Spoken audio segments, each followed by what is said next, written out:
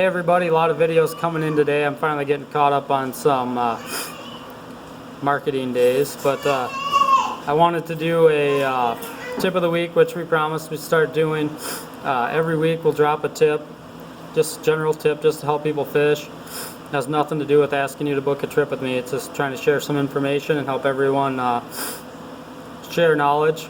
We're not experts, but share with you some of the stuff we do to catch fish. And today I'd like to talk about the swim jig, because it's getting to be prime time for bass fishing. And obviously it's frogging time, but here's a swim jig.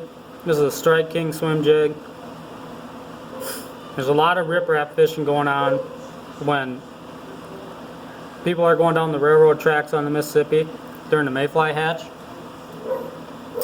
So spit a little chew there.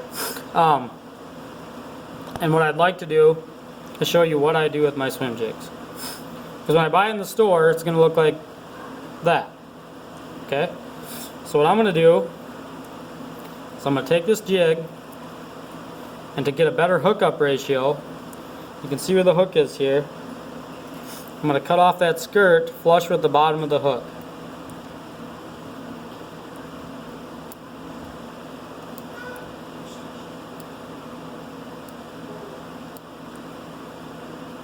I do it pretty slowly to make sure I'm not overcutting and pulling one out.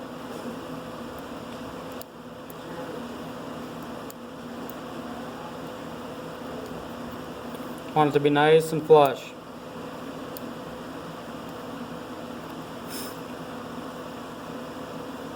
So that's pretty good right there. It's pretty level with the bottom of the hook. A couple more hanging off there. So, not a big change at all, but just shortening it up to make that bait stick out really well and get that hook kind of, I mean, you got a weed guard here, which I like the Strike King weed guards. I think the Hutch jigs work a lot better, but you want as much ability to not cover that hook because there's a lot going on there. Next thing I do is put a trailer on it, especially when you're going down the tracks.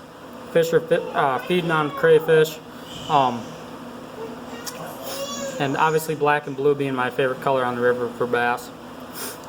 I'm going to put this Wicked River craw trailer on the swim jig. Really simple. Put it so the flat side is down on the jig. So if you put the thick side down, that just puts a lot less of a gap between your shank. And you want as wide a gap as you can right here, so you can get a good hookup and you're not losing fish. So I'll start kind of low on the bait, thread it up, and then you got this bait holder here, which is really nice by Strike King. Just thread that right on there. Pull the skirt down, and there you go. She's ready to flip, cast, or whatever you want to do. And that's your tip of the week: how to fix up your swim jig, dress them up just right. Because really, right out of the store, in my opinion, they're not really set to do real well. You'll get more performance out of them fishing this way.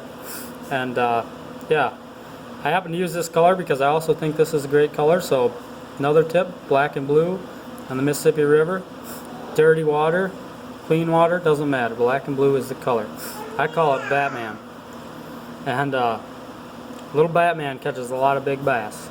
So, alright, tie lines everybody, and you'll see another tip next week.